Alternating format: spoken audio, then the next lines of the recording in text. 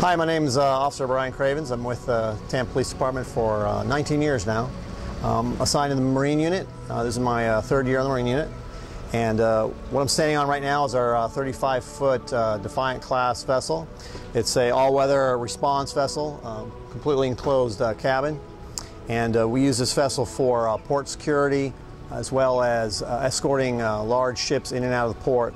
That's its primary responsibility. And we're ready to go take a ride. It's powered by two 350 Yamaha motors, top speeds of 45 miles an hour. Like I mentioned, it's got multiple different safety equipment on board to help us perform search and rescue operations. This here is our radar system, which we use primarily for navigation purposes. Helps us identify other vessels in the water, especially during stormy conditions, night operations.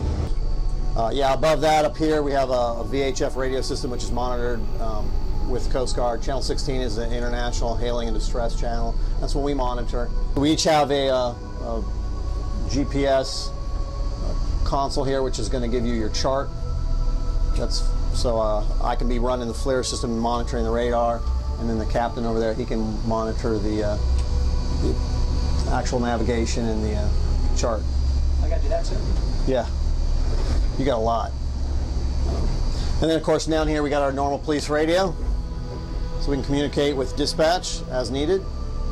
Obviously the boat ramps are one of our responsibilities, especially during the weekends. It gets very busy. A lot of people trying to launch at the same time.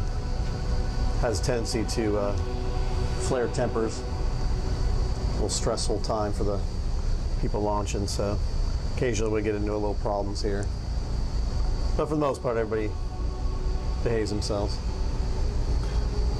67 miles of waterway that the city of Tampa has around it.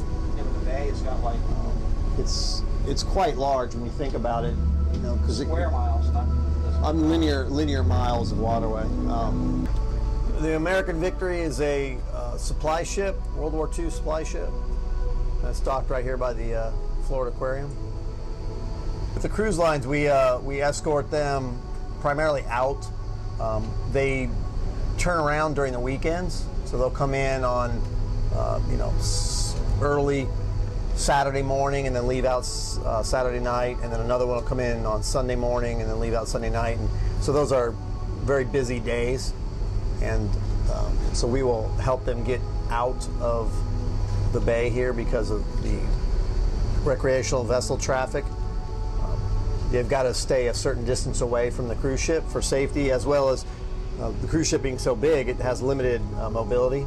You know, it's got to stay within the channel. It cannot venture out because of its draft. The typical situation that we run into for a distress call is it'll be a very nice weather day. It starts out being a beautiful day, so a lot of boaters will go ahead and launch, go ahead and start their day, and then we'll get the afternoon thunderstorm that rolls in, and then that just takes the water from nice smooth to all of a sudden 4-foot, 5-foot seas, and the smaller boats and inexperienced people aren't used to navigating in all of that. So that's when we have the rescues. That's when you have the vessels taking on water, people going overboard, vessels breaking down, people running aground, running into bridges. We try to do both enforcement and education. We are allowed to stop any vessel on the water at any time and perform a safety inspection because you're required to carry certain safety gear on your vessel. We can either cite them, or we can give them an education, provide them with literature. This is the proper equipment you need to carry at all times. So.